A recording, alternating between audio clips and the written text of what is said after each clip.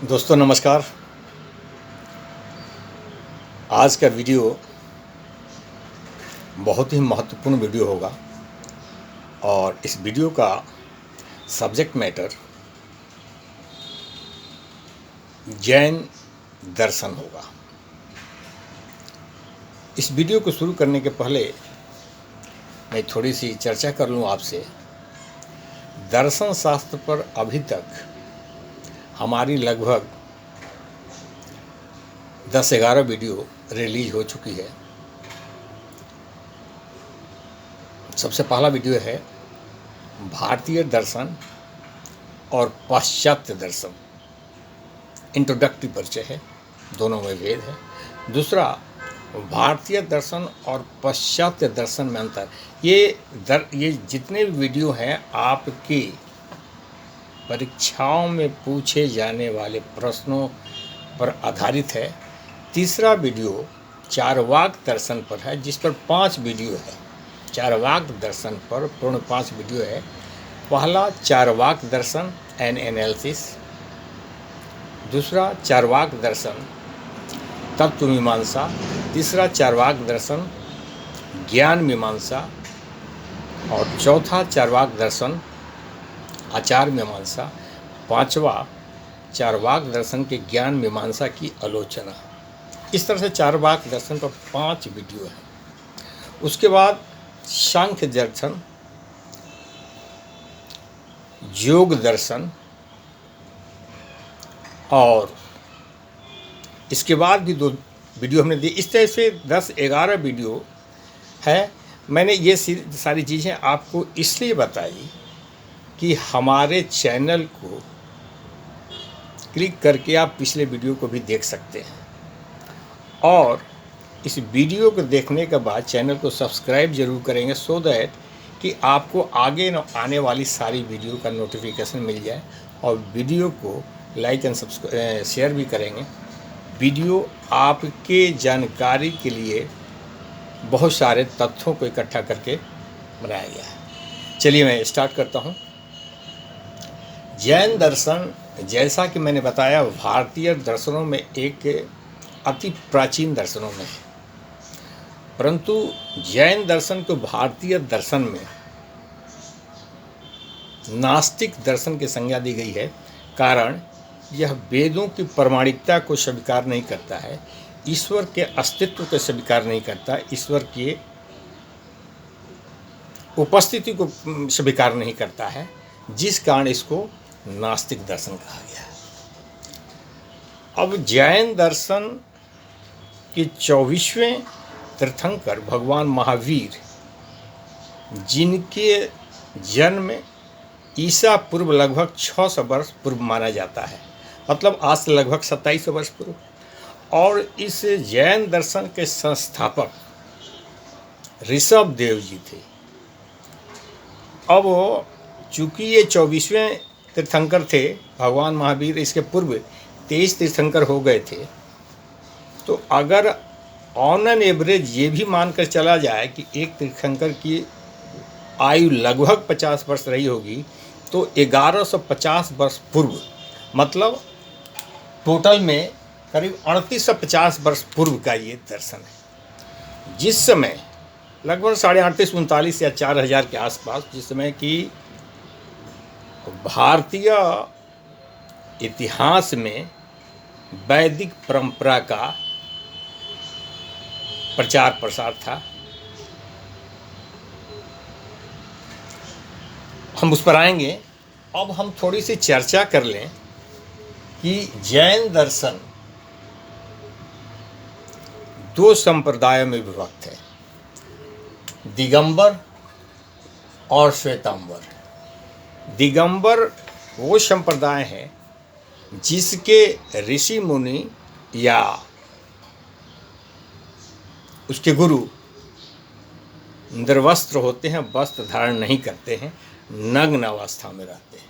ये उनकी सबसे बड़ी विशेषता है। नग्न अवस्था में पूर्ण रूप से रहना, क्या जाड़ा गर्मी बरसात, ये सामान्य बात नहीं है। ये कहना बड़ा आसान बात है। कोई अगर इस पर बहुत गहराई से विचार करे तो समझ में आ जाए कि ज़िंदगी भर कोई आज के ज़माने में नग्न अवस्था में रहता है, उसकी सोच कहाँ है। आपकी आंखों से शायद वो दिखाई पड़ रहा है सब कुछ, उसकी आंखों से वो सब चीज़ें नहीं दिखाई पड़ रही। दूसरा, श्वेतांबर, जो श्वेत वस्त्र धारण करते हैं। मैंने बताया कि ये दर्शन प्राचीन दर्शनों में लगभग 3900 या 4000 वर्ष पूर्व का दर्शन है, जिसमें भारत में वैदिक परंपरा का प्रचार प्रसार था। और वैदिक परंपरा में, वैदिक दर्शन में वैदिक कार्यों का ही पूर्ण रूपेण से प्रचलन था। यथा बलि प्रथा, अनेक प्रकार के अनुष्ठान, यज्ञ, आहुति और बहुत प्रकार के इस टाइप के कार्य। और वैदिक दर्शन के लोगों का ये कहना था, वे कहते थे कि मनुष्य के जीवन में जो बहुत प्रकार की कठिनाइयाँ हैं, इन कठिनाइयों से निजात पाने के लिए ईश्वर को प्रसन्न करना। और ईश्वर प्रसन्न कैसे होता? इन सारे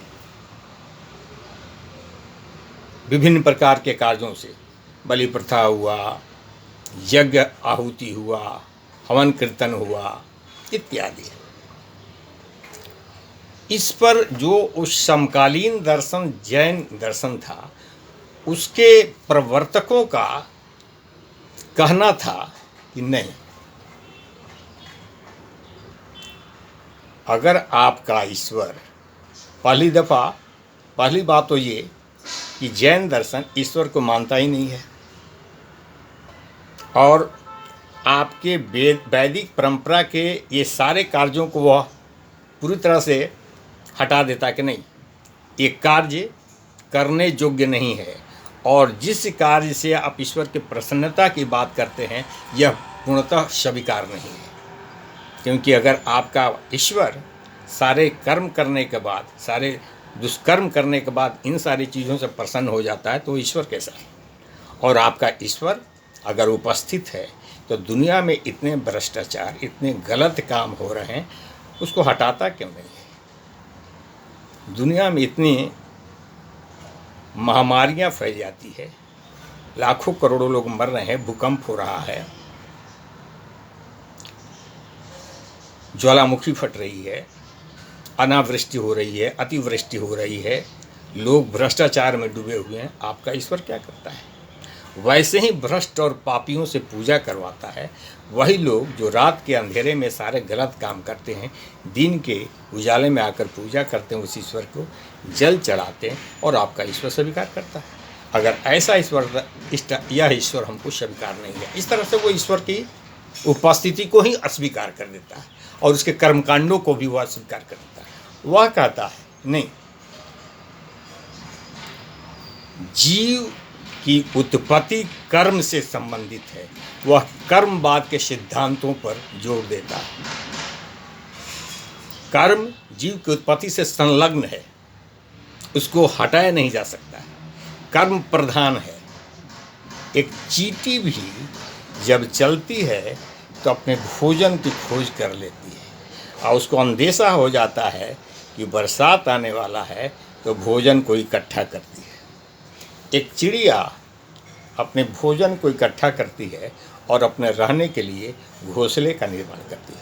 हर जीव का कार्यों से, जीव का कर्म से संबंध अनुनस्र है। मनुष्य का जीवन कर्म पर आधारित है, कर्मवाद पर आधारित है, और मनुष्य के जीवन के अंदर पोटेंशियलिटी भरपूर है। उस कर्म का उपयोग करके, सदकर्म को कर करके वह बहुत शक्तिशाली बन सकता है। इस प्रकार उसने कर्मवाद की स्थापना की। कर्म के बिना जीवन नहीं, कर्म अच्छा करेंगे, उसका जीवन स्वतः ही प्रकाशमान हो जाएगा, वह स्वयं ही ईश्वर बन जाएगा, ईश्वर की सत्ता स्वयं ही प्राप्त कर लेगा, ईश्वरत्व स्वयं ही प्राप्त कर लेगा। कर्म का सिद्धांत ये कहता है। दूसरा, वह कहता है कि जीव अपने कर्मों से ही दुखों की प्राप्ति करता है, दुख वैसे आ ही नहीं सकता है। और अगर उसके सोचने की समग्रता में आ जाए तो वह दुख स्वयं समाप्त हो जाता है। व्यक्ति अगर अपने दुखों के सामने पूरे समाज का सुख, प्रदेश के सुख की बातें करे तो अपना दुख गौण हो जाता है। जो राष्ट्रीय चिंतन करता है किसी भी चीज़ पर, लोगों की सुखों दुखों की बात करता है, उसके दुख स्वतः समाप्त हो जाते हैं। और दूसरा, जैन धर्म कहता है कि मनुष्य जो है, दुख का कारण, उसके दुख का कारण उसकी अज्ञानता है, इसलिए ज्ञान प्राप्ति पर जोर देता है। और अज्ञानता के पीछे उसके कर्मों के कारण ही बंधन उपलब्ध होता है। वो जो कर्म करता है वह उसका कारण दुख होता है। दुखों का कारण जीव द्वारा किए गए कर्म है। अब मैं छोटे से एग्जाम्पल से आपको एक बताऊं कि बच्चा जब छोटा होता है, 5 साल 6 साल का, जब अध्ययन के लिए स्कूल जाता है तो पढ़ने की प्रक्रिया में धीरे धीरे उसे बनता है और पढ़ने के प्रति उसका कर्म संलहित होते जाता है। कर्म का जीवन के प्रति प्रवाह। और जब वो बड़ा होता है, 10वीं 12वीं कॉलेज और ऊंची की पढ़ाई करने लगता है, तो उस समय अब क्या होता है, पढ़ाई का बोझ उस पर आ जाता है, जीव का कर्म के प्रति प्रवाह। अब उसको ध्यान आता है कि हमको पढ़ना है, कर्म का प्रति प्रवाह उसका हो जाता है। हम नहीं पढ़ेंगे तो हम उत्तीर्ण नहीं होंगे। उसके बाद जब और ऊंची पढ़ाई पढ़ता है तो उसकी अपेक्षाएं जागृत हो जाती है। हमको ये बनना है, हमको वो बनना है, इच्छाएं पैदा हो जाती है। और इच्छाएं जब पैदा हो जाती है तो मोह पैदा हो जाता है, कर्म का जीवन के प्रति प्रवाह हो जाता है। और इस प्रकार जब मोह पैदा हो जाता है उसके कर्मों के कारण, तो ये तो वर्तमान कर्म है, अब उसके जीवन में प्रारब्ध भी है, पूर्व जन्म के कर्म, कुछ संचित कार्य भी है, कुछ संचयी कार्य भी है। ये सारे कार्य मिलकर उसको मोह पैदा करते हैं और जिसके कारण आदमी जब मृत हो जाता है और कर्मों की इच्छा पूरी नहीं होती है, उसके लिए पुनर्जन्म लेना पड़ता है। मतलब पुनर्जन्म होता है, पुनः जन्म हो जाता है। मतलब जब कर्मों की इच्छा पूरी नहीं होती है तो पुनः जन्म होता है। स्पष्ट समझ लें आप स्पष्ट समझ लें। क्लियर कट उस व्याख्या करता है कि मनुष्य द्वारा किए गए कर्म, कुछ कर्मों का परिणाम तो स्वतः अभी मिल जाता है, कुछ दिनों के बाद मिल जाता है, परंतु उसे संचित कर्म और संचयी कर्म, बहुत सारे कर्म जो इकट्ठे होते हैं, बैलेंस रहते हैं, वो पूरे नहीं होते हैं, तो जिसके कारण उसको पुनर्जन्म लेना पड़ता है। मतलब जैन धर्म पुनर्जन्म की अवधारणा को मान्यता देता, वो मानता है कि मनुष्य का पुनर्जन्म होता है। अब यहाँ पर आकर के दो बातें हो जाती हैं। इसके बाद मोक्ष की जो बात आती है, मोक्ष की प्राप्ति कैसे होगी? जब ये सारे कर्म, संचित कर्म, वर्तमान कर्म या संचयी कर्म, ये पूरे समाप्त हो जाएं, और तो ये समाप्त कैसे होंगे? व्यक्ति कोई कर्म करना ही छोड़ दे, सन्यासी बन जाए। सन्यासी कोई कार्य नहीं करता है, जब वो कार्य नहीं करेगा तो फल की कोई बात ही नहीं है। और संचित कार्य और प्रारब्ध कार्य समाप्त हो चुके हैं, तो जो सन्यासी बन गया उसको जीवन की कोई इच्छा ही नहीं रही। सन्यासी मीन्स जीवन की मोह माया की कोई इच्छा ही नहीं, सुख दुख का कोई प्रभाव ही नहीं, लोभ लालच का कोई प्रभाव ही नहीं, ईर्ष्या द्वेष का कोई प्रभाव ही नहीं। वह सन्यासी है और सन्यास की अवस्था वो यह कहता है मुक्ति मार्ग, मोक्ष मार्ग, निर्माण का मार्ग है। ये संकल्पना है जैन धर्म में, और इसके लिए त्रिरत्न का अनुपालन करता है सम्यक दर्शन, सम्यक ज्ञान और सम्यक चरित्र। तो इस प्रकार से जैन दर्शन में इसके सिद्धांतों में कुछ बातें उभर कर जो सामने आई उसकी मैं चर्चा कर दूं। नंबर 1, जैन दर्शन वेदों के कर्मकांड को नहीं मानता है, वेदों की प्रामाणिकता को ही नहीं मानता है। वह यह कहता है कि सारे कर्मकांड और ईश्वर की उपस्थिति या ईश्वर की पुनर्कल्पना ये भय दोहन के लिए है, भय का माहौल पैदा करने के लिए और ये शोषण के लिए है, ये इसे मानता ही नहीं। तो पहली बात, ये वेदों के प्रामाणिकता को नहीं मानता, ईश्वर की उपस्थिति को नहीं मानता। नंबर 3, यह पुनर्जन्म की अवधारणा को मानता है। नंबर 4, यह मोक्ष की अवधारणा को भी मानता है और जगत और जीवन यह शाश्वत है यह भी मानता है। 5वां, जीव और कर्म का संबंध अनादिकाल से यह मानता है। ये 5-7 सिद्धांत इसके बहुत महत्वपूर्ण सिद्धांत है, इसको याद रखेंगे, बहुत महत्वपूर्ण सिद्धांत है। जीवन कर्मवाद पर आधारित है, जीव और कर्म का अनुन्यास्य संबंध है, ये अनादिकाल से है। जीव बिना कर्म को हो ही नहीं सकते। जैसे मैंने छोटी सी एग्जाम्पल आपको चींटी के दिखाया, एक चिड़िया के दिखाया, उसके कर्म किसने बताया इसको कि घोंसला बनाना है? किसने बताया कि चींटी को कोई दाना लेकर जाना है? ये कर्मवाद का सिद्धांत स्वतः उससे जुड़ा हुआ है।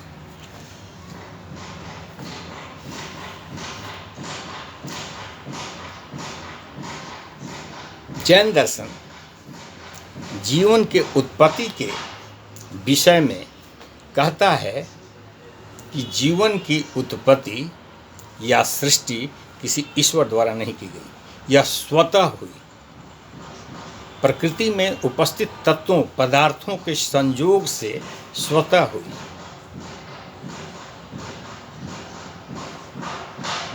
इसके एक खास अनुपात में मिलने से जीव की उत्पत्ति स्वतः हो गई। ये डार्विन का सिद्धांतवाद भी कहता है, एवोल्यूशन थ्योरी भी कहता है, विकासवाद का सिद्धांत है। इनऑर्गेनिक और ऑर्गेनिक पदार्थ, इनऑर्गेनिक पदार्थ पूर्ण रूप से व्यवस्थित नहीं हुए और ऑर्गेनिक पदार्थ पूर्ण रूप से व्यवस्थित ऑर्गेनाइज हुए और एक विशेष ऑर्गेनाइज होने की स्थिति में स्वतः उसमें जीव की उत्पत्ति हो गई।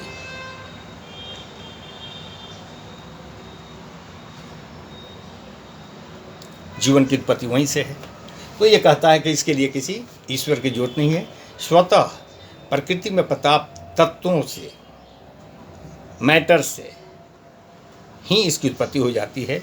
इसको किसी को मैटर स्वतः ही अक्षुण्ण है, matter cannot be created, it cannot be destroyed, only it can be transform into another form. तो यहाँ वह कहता है कि स्वतः इसका, ये तत्व मीमांसा की बातें हुई और ज्ञान मीमांसा में मैंने ये बातें आपको बताई। दूसरी बात, ये सबसे महत्वपूर्ण जो है वह यह कहता है कि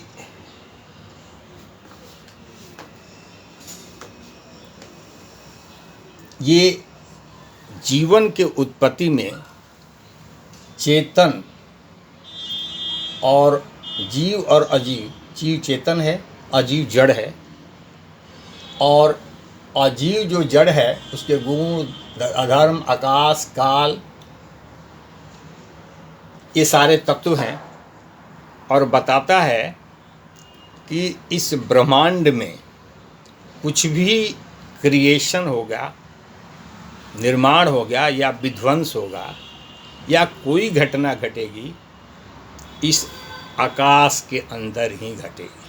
इसलिए आकाश को भी मैटर मानता है और काल को भी मैटर इसलिए मानता है कि कोई घटना कभी घटी या घटेगी या घट रही है तो उसका कोई काल तो होगा, कोई समय तो होगा, इसलिए उसको भी ये मानता है। और ये कहता है कि पदार्थों के गुण अनेक धर्मी है।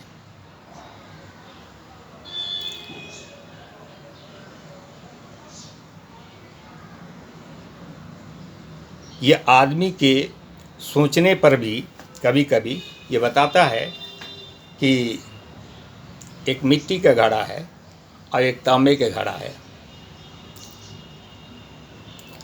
कोई कहता है, पहला व्यक्ति कहता है कि दोनों घड़े हैं पानी के लिए बहुत अच्छे। दूसरा कहता कि नहीं, एक पीतल का घड़ा है, एक मिट्टी का घड़ा है।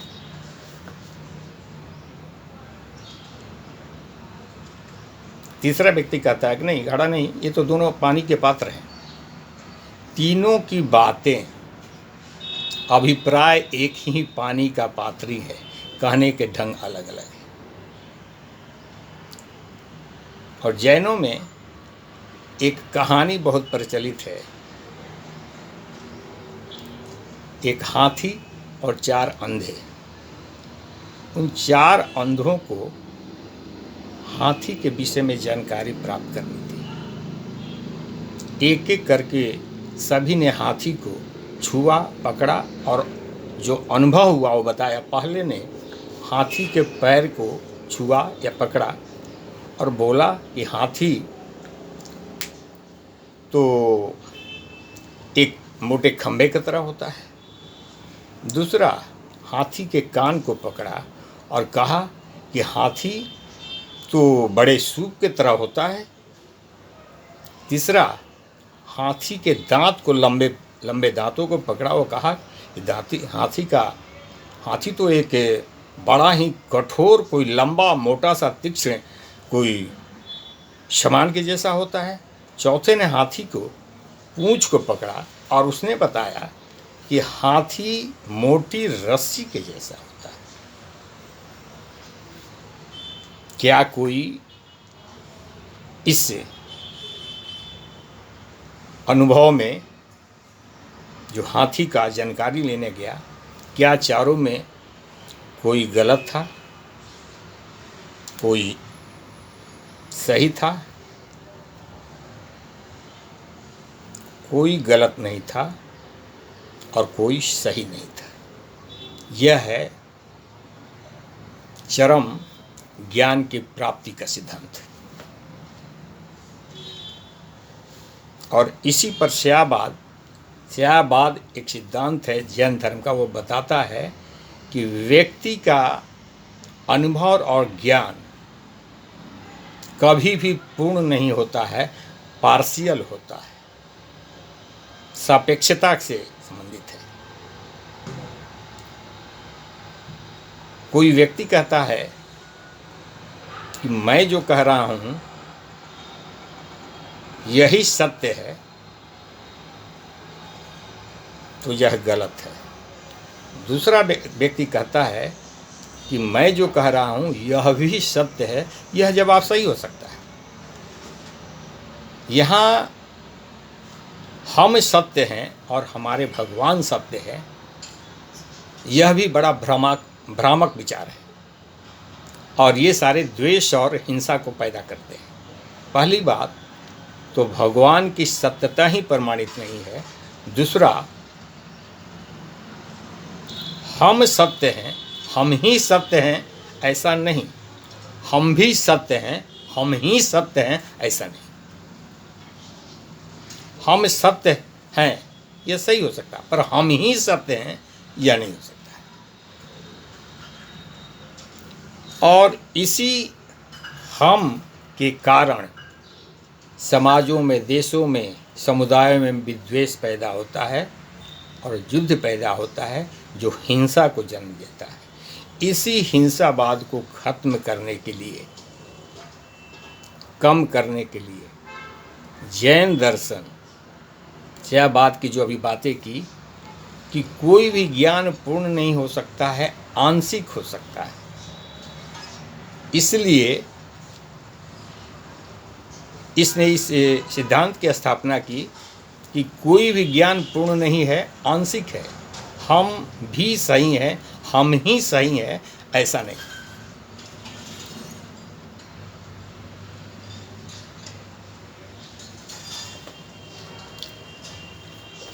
इस प्रकार तत्व मीमांसा की बातें हुई, ज्ञान मीमांसा की बातें हुई। ज्ञान मीमांसा में, इस दर्शन में परमाणु की बातें की गई है, और प्रमाण में वही प्रत्यक्ष प्रमाण, अनुमान प्रमाण और शब्द प्रमाण, इसी 3 प्रमाण को इसने स्वीकार किया है। प्रत्यक्ष प्रमाण, परमाणु की व्याख्या में बताऊं कि मैंने अभी तक जो आपको बताया कि 10-11 वीडियो हमारे रिलीज हो चुके हैं, सभी में परमाणु की चर्चाएं हैं लगभग। फिर मैं बताऊं, विस्तृत चर्चा है। प्रत्यक्ष प्रमाण जो हमारे इंद्रिय गोचर हैं, हम अपने इंद्रियों से जिसका सत्यता स्थापित करते हैं, देखकर, सुनकर, स्पर्श कर इत्यादि जो है।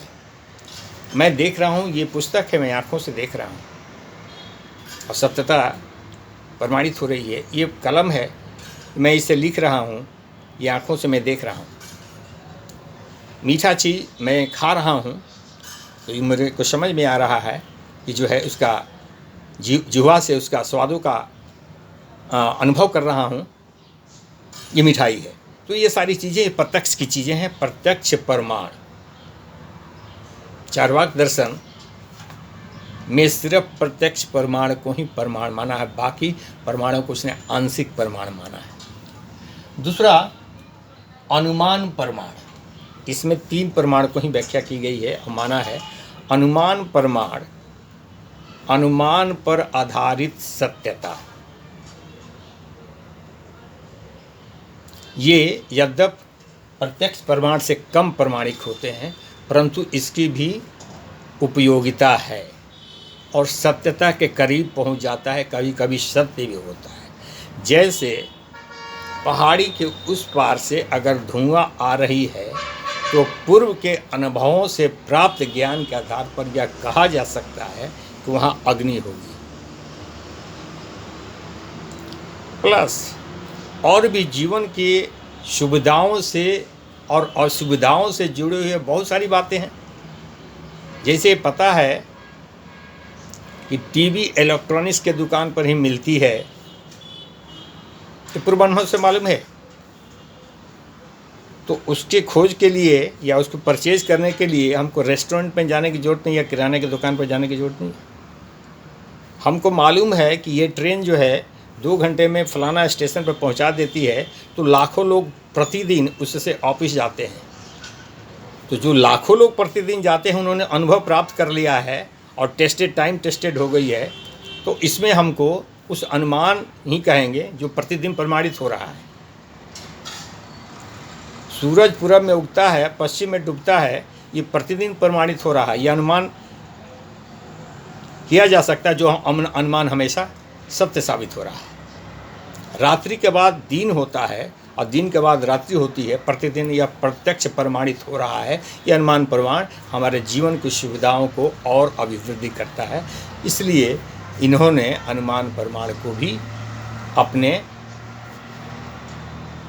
ज्ञान विश्लेषण में रखा है। दूसरा, शब्द प्रमाण। शब्द प्रमाण को इन्होंने माना है। शब्द प्रमाण की प्रमाणिकता के लिए आप्त पुरुष की बातें की गई। आप्त पुरुष का मतलब कोई प्रमाणिक व्यक्ति, विश्वसनीय व्यक्ति, जिसकी बातों पर विश्वास किया जा सके। जैसे डॉक्टर का लिखा हुआ प्रिस्क्रिप्शन, वह टेस्ट करके लिखता है कि फला बीमारी है, तो उसकी बातों को माननी पड़ती है। वो फला दवाई लिखता है, उसको माननी पड़ती है।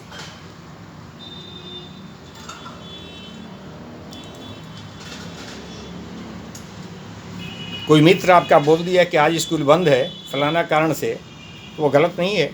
आप जाकर देखें स्कूल बंद होगा तो ये उसके शब्द भी प्रमाणित है।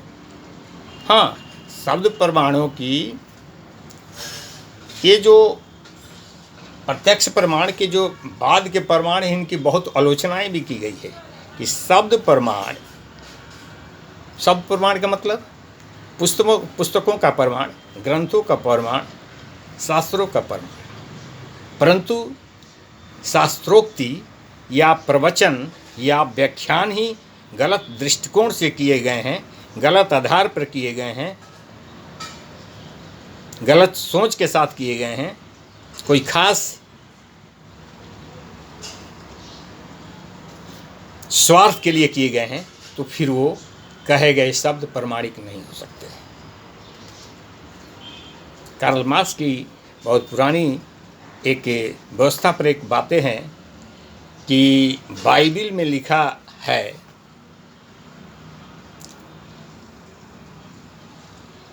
कि ऊंट सुई के नोक से निकल सकता है परंतु अमीर स्वर्ग नहीं जा सकता है। ये बातें कब कही गई थी? इसका संदर्भ क्या है? संदर्भ है गरीब किसानों को सांत्वना देना, संतोष कराना, तुम ज़्यादा की प्राप्ति की लालसा मत करो, धन की लालसा मत करो, अमीर मत बनो, ताकि ईश्वर तो यही बात कह रहा है। तो इस टाइप से स्वार्थ रहित बातों की भी, उस शब्दों के भी प्रमाण नहीं माना जा सकता है, विश्लेषण की बातें हैं। ये मैंने चार्वाक दर्शन के विवेचना में मैंने इस सारी काफ़ी चर्चा की है। ये दर्शन यहीं समाप्त होता है। और जैन दर्शन में मैंने क्या चर्चा की ये मैं ब्रीफ कर देता हूँ। जैन दर्शन के संस्थापक कौन थे? ऋषभदेव, 24वें तीर्थंकर महावीर। उनके बीच की समय दूरी कितनी थी? इनका समय सामयिक समय क्या था? कब का प्रादुर्भाव हुआ? उस समय कैसी स्थिति रही? वैदिक सभ्यता या वैदिक दर्शन का समय रहा? उस समय कैसा विभेद रहा? इनके मुख्य सिद्धांत क्या है? वह किन मुख्य सिद्धांतों पर आधारित है? जैन दर्शन का में अहिंसा का सर्वोच्च स्थान है। और इसमें एक शब्द जो कहा गया है तीर्थंकर, तीर्थंकर कैसे व्यक्तियों को कहा गया, इस पर छोटी सी व्याख्या कर दूं। तीर्थंकर वैसे व्यक्तियों को कहा गया जो राग और द्वेष से मुक्त हो गए। राग द्वेष के अलावा काम, क्रोध, मोह और अहिंसा को जिसने अपरिहार्य बना लिया अपने जीवन को।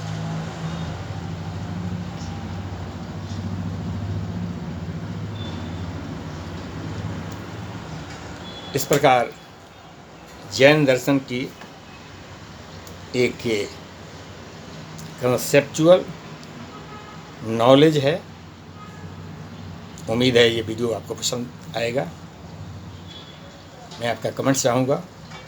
वीडियो को, चैनल को सब्सक्राइब जरूर करेंगे, वीडियो को लाइक शेयर करेंगे, सो दैट कि आपको आगे आने वाली वीडियो का नोटिफिकेशन मिल सके। धन्यवाद।